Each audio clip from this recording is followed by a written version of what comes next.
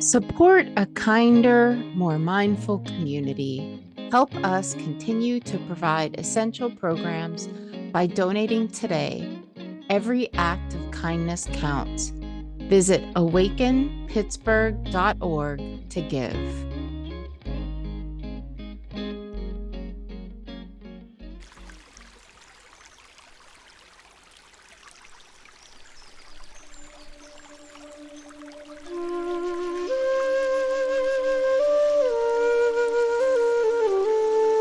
Hello, friends. My name is Stephanie Romero, and I am the founder and executive director of Awaken Pittsburgh. I want to welcome you to our podcast, The Ripple Effect. Awaken Pittsburgh is a nonprofit dedicated to fostering well-being, empathy, and compassion for all by teaching and encouraging mindfulness and meditation practices.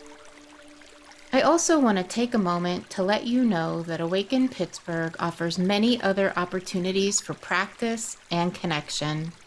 For example, you can join our online community, which features a space to more deeply explore the topics we cover with our guests. We have weekly posts to spark thought, practice, and reflection. I hope you will come join us to explore, connect with others, and deepen your practice. You can find out more at awakenpittsburgh.org.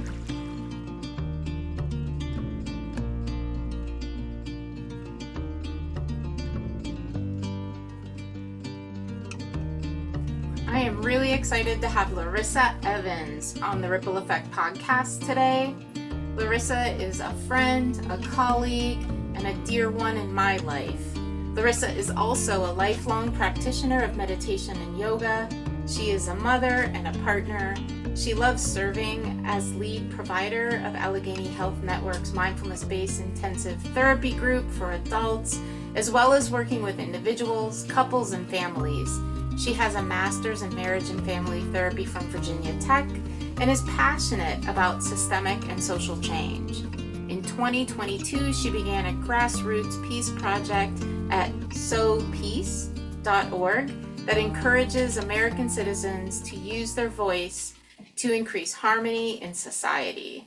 She has also enjoyed volunteering for Awaken Pittsburgh since 2021. Well, Larissa, I am so excited to have a conversation about your practice and how practice has influenced your life for our listeners to hear on the Ripple Effect today. So thank you so much for agreeing to be on the podcast. Yeah, you're welcome, and thank you for having me. Yeah, absolutely.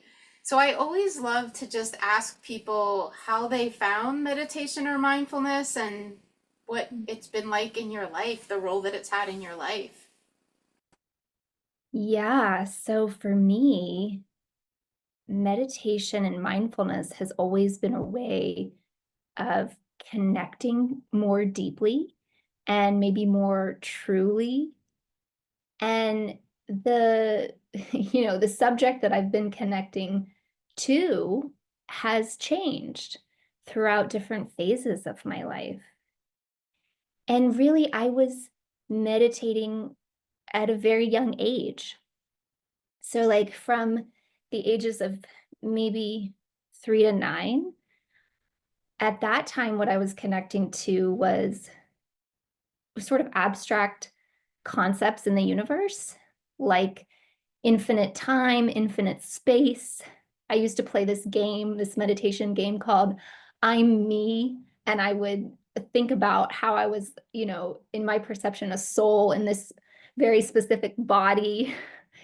And I would almost do that to the point where, I don't know if you know the Magic Eye books, but there's these Magic Eye books where you stare at an image until it sort of becomes three-dimensional.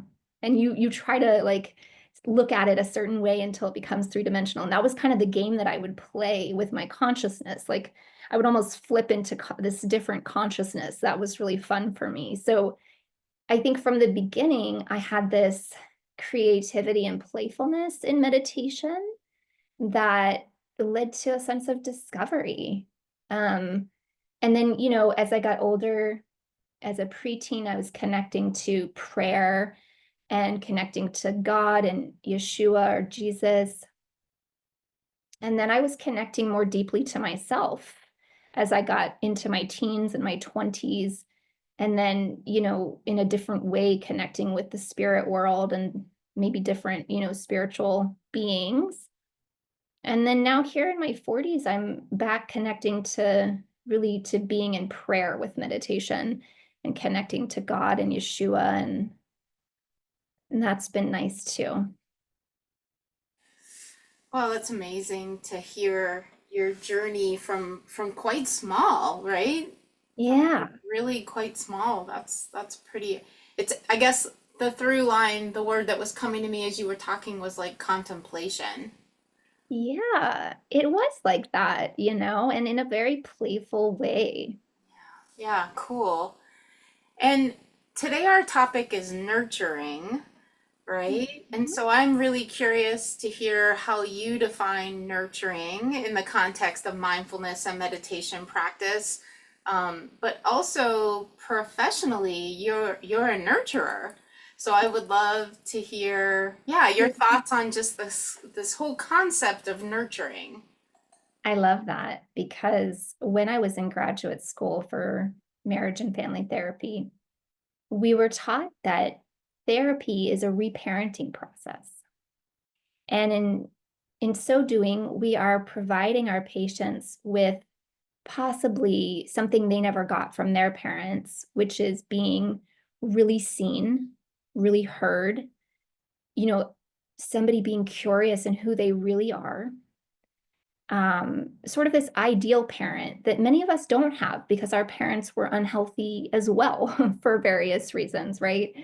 Um, and so in meditation and mindfulness, I find that that's what we learn to do for ourselves. We learn to be curious about who we really are. We learn to validate ourselves, to encourage ourselves, to challenge ourselves, and to celebrate ourselves. I really, really love this word, reparenting. Hmm.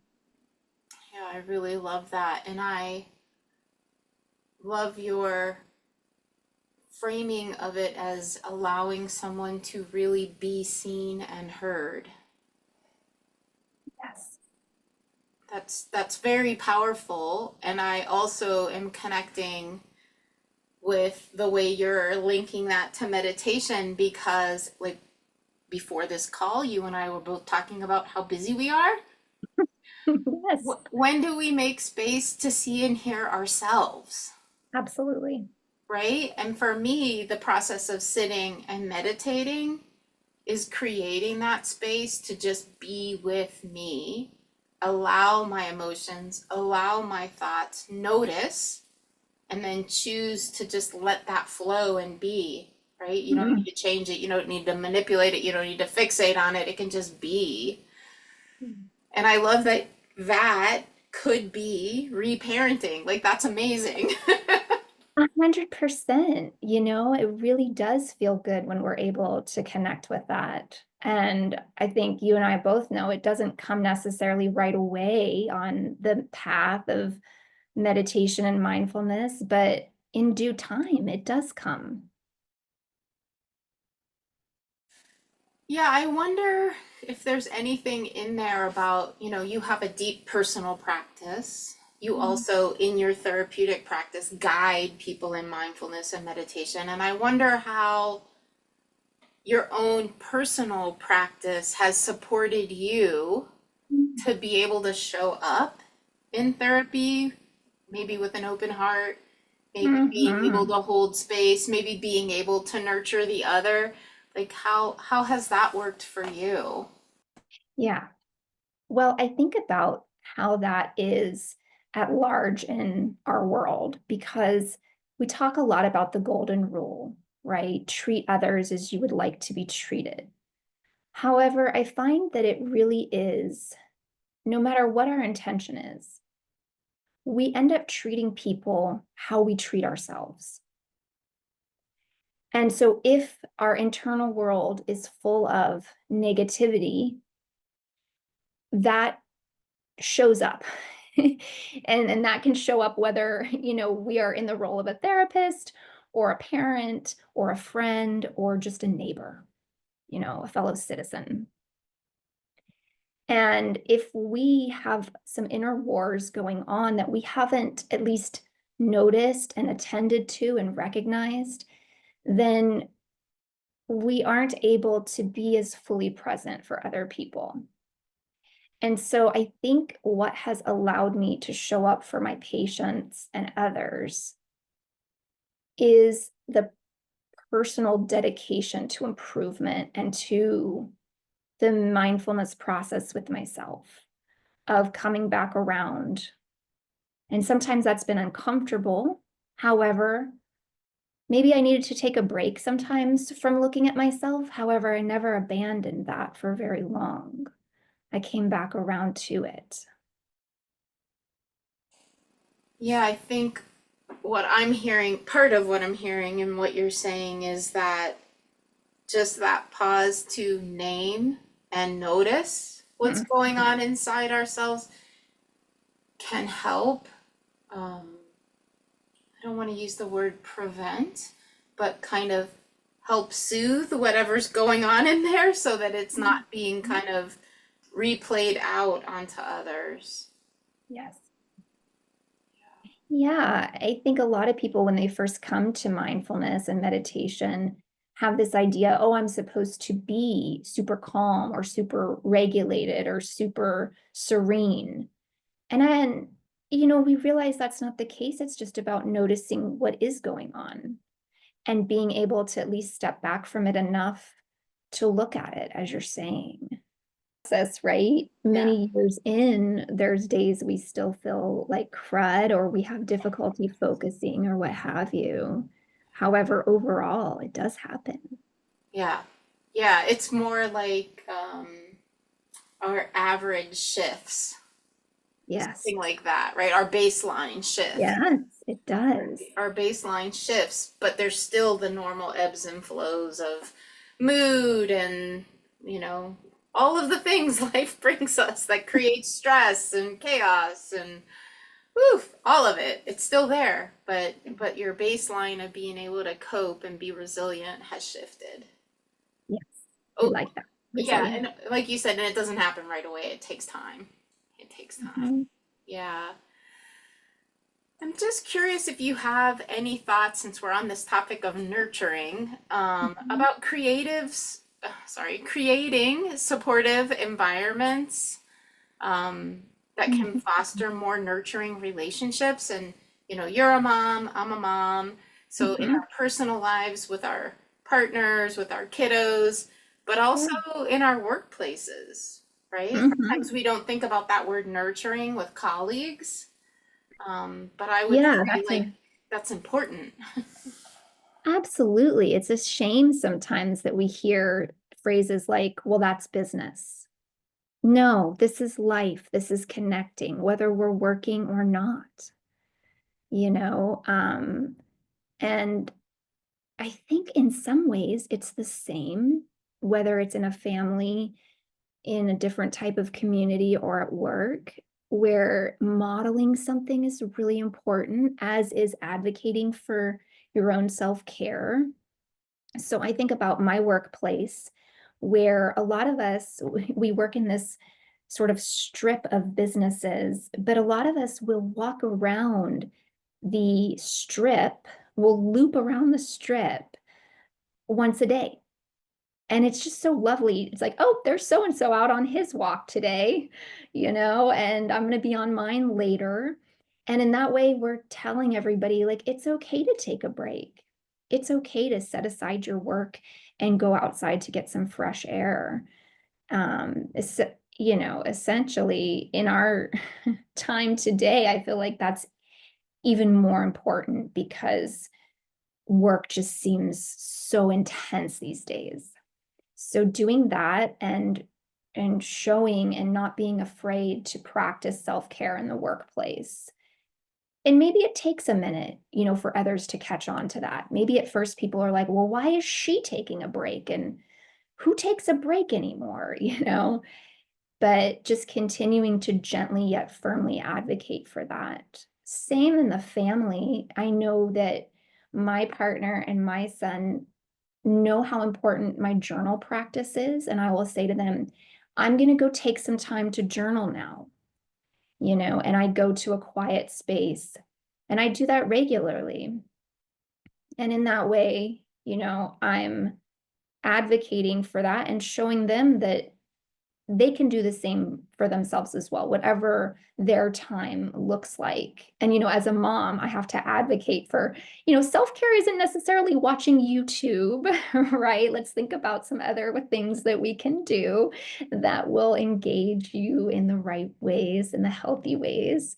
But, just different practices that support our health. Yeah, I love that. I love that. And you particularly because you're in the helping profession and you're holding space for others' difficulties so regularly, right? That's your job. I'm Yeah. wondering what you do to help yourself not start to burn out in that work. Like, what are Mhm. your self-nurturing? You named journaling, which is amazing, right? You named physical movement at work, which is amazing. I know myself, I'm at my standing desk right now. Oh, Folks nice. can't see me, but I'm actually standing because sitting all day is Oh, horrible, right? yeah. So I'm just curious, because there are going to be folks listening that are also in the helping professions, and how do you build in practices that help prevent burnout for yourself and nurture that for yourself? Yeah, that's so important because I think many of us, whether we're in the helping professions or not, tend to be caring, and tend to put others before ourselves. And we have to watch that balance because, earlier in my career, I had a tendency to overbook my schedule because I wanted to meet everybody's needs. If they, had a doctor's appointment, let me shift around my schedule to accommodate you. And I found that that really wasn't working for me. I was burning out because of that. And for me, having a rhythm to my days is so important. So, like, I take my walk generally at the same time every day. And that's just not for everybody, but it's for me. I like having that rhythm and that predictability. And the same with my schedule, so that I'm sort of doing certain things at certain times and I'm not making too many accommodations because then my life starts to feel too chaotic. So it's really about finding that fine line. Yeah, I love what you're saying because I also am this kind of creature of habit where I like to meditate at the same time every day. I like to, all of the things. And I feel like if I book that time that I'm supposed to be doing a self-care activity with something else, it will never happen again during that day. Yes. Like it's a lost opportunity. So that routine for me is also so important. So important. And things easily can throw it off. Like it's Oh, yeah. it's fragile. Like that is, and so we It, have to protect it. definitely. It's so fragile. There's constantly things coming in to threaten that. And Yes. it's like, how do we be a little bit flexible, but not so flexible that we are getting out of line with our own care and leading to burnout? Yeah, and that's like the prioritizing our health and well-being, Yes. right? And knowing like these are the things that support my mental health and well-being, and so I have to make them a priority because, and that's, put your own oxygen mask on first, right? Definitely. Because if I don't, then I'm not able to show up for others in my best way. I get irritable, I get cranky, I'm short-tempered, or I'm just not feeling well because I'm not taking care. Definitely. Yeah, that's real. And it's so, especially for those of us that care deeply, it's Mm. really hard to set boundaries. Yes, it is. And I feel that a lot of my patients have that same thing going on for them. Uh, yeah, awesome. I love that. The word that you were using earlier was advocating for ourselves. Yes. And that's kind of, if we need a mantra, right? That would be a great Mhm. one. I'm going to be my own advocate. Yes, absolutely. Yeah. And that comes back to self-love, and it can be hard to step into that sometimes. Yeah, but I think it's also like the how do I want to phrase it? It's like one of the things that comes about through our awareness practices is that we notice, oh, when I'm not practicing, I'm kind of bitchy. Or if I'm not exercising, I'm a little lethargic. Or if I, fill in the blank. If I'm not X, then I'm Y, right? So as soon as we kind of raise our consciousness about how taking care of ourselves and not taking care of ourselves actually impacts our health, well-being, and relationships, right? Then it becomes, I think, I don't know if easier is the word. Maybe it's Mhm. easier to prioritize. Right. Yeah, it flows more naturally. And I think that's the power of dedicating ourselves to the practice, is that it does come in time, that ability to flow into prioritizing ourselves. All right, folks, anyone out there experiencing burnout or thinking that they're on the verge, just start to try to notice, what are those things that you do that make you feel better that maybe have fallen off that Yeah. that you can prioritize again. That's awesome. Mhm. Yeah. I'm curious. So one thing that I love to ask everyone that's on my podcast is if you have a favorite mindfulness resource Mhm. that you want to share with other folks. Two things come to mind. One is digital and one is natural. And the digital one is, I was sort of admonishing YouTube earlier with regards to my son. However, YouTube is great too. It has so many great resources. And just typing into YouTube, guided meditation or breathing meditation or whatever you're interested in can drum up several things, and following what appeals to each person. You know, all of us can follow what we find interesting and comforting or positive in any type of way. So I recommend just playing with that and exploring different YouTube channels, and typing in, different phrases and seeing what comes up. And the natural one is our parks. The city has a lot of parks. Just going to a park and walking around and taking in the sights, the sounds, the smells can be such a great practice. Yeah, I love that. I really, really love both of those. Having a favorite YouTube channel, that maybe there's a particular person who guides in a way that really speaks to you, that's great. If you need guiding, like some people don't necessarily need guiding, but if that's supportive for your practice, that's amazing. And I agree, like being out in nature is one of the most healing things we can really, really, really do for ourselves.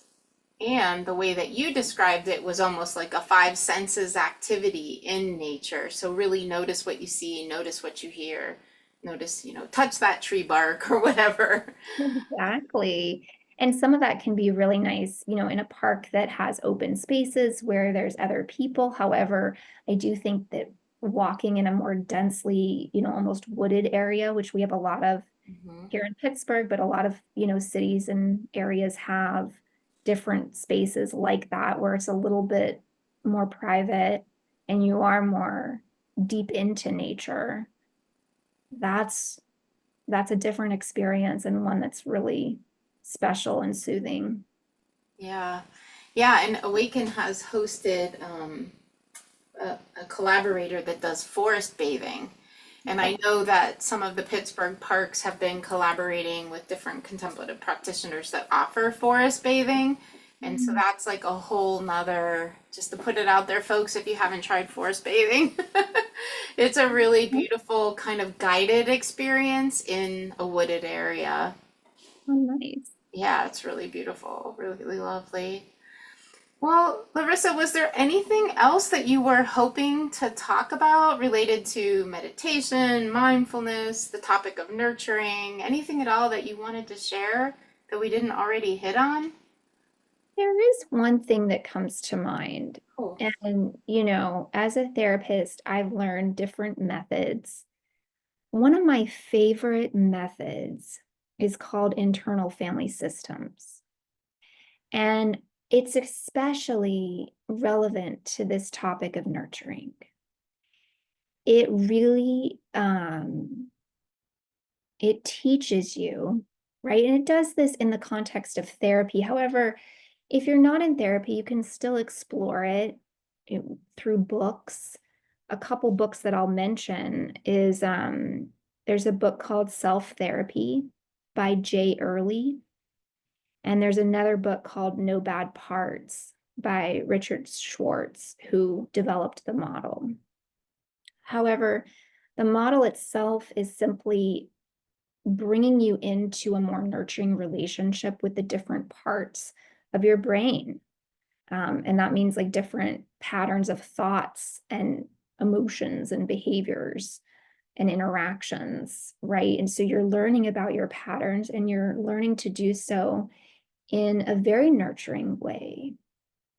So I recommend, anybody who's curious about that to explore it further. And you can, simply watch a video about it and learn about it on a, more surface level, or you could engage with a therapist who practices that and really dive into a journey. I love that. And I feel like it's become so popular more and more recently. And one of my, just to name for folks out there, one of my favorite people in the mindfulness world, David Trelevin, who does work with trauma sensitive mindfulness that we've worked with as well. He has actually, and he's also a social worker and a therapist, really started to integrate IFS with mindfulness practices and sees the awareness elements of mindfulness lining up really well with the practices and internal family systems. And so I'm glad that you mentioned that. And I think that it's a therapeutic modality that really, for people who practice, is really something that might feel really comfortable and natural. Yeah. Yeah, absolutely. It could feel comfortable and natural. It could feel strange to some people. Sure. And any mixture of things, I think for many people, as they go on that path, they find it to be nurturing. They find it to be ultimately soothing, but also a little strange. And I feel like that's the practice of mindfulness and meditation in general, because as we learn to listen more deeply, we think, oh, this is interesting and different. I never noticed this before. And that's why I come back around to that sense of discovery that we can also gain in mindfulness and meditation. And we do that through nurturing. We have the nurturance to be able to discover. Love that.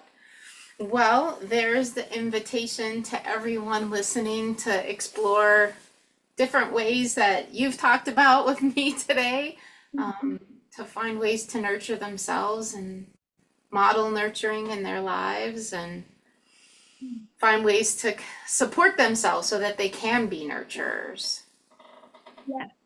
Yeah. It's a keep on giving kind of a practice. Yeah, for sure. For sure. And then recharge those batteries so that you can keep on giving. Yeah, exactly. It's cyclical. Yeah. Well, Larissa, thank you so much for taking some time out of your busy life to just share some thoughts with folks here.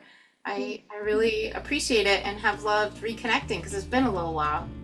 It has. It's been really nice to talk to you about these things and just explore, this topic of nurturing and mindfulness. So thank you again. Of course, happy to have you.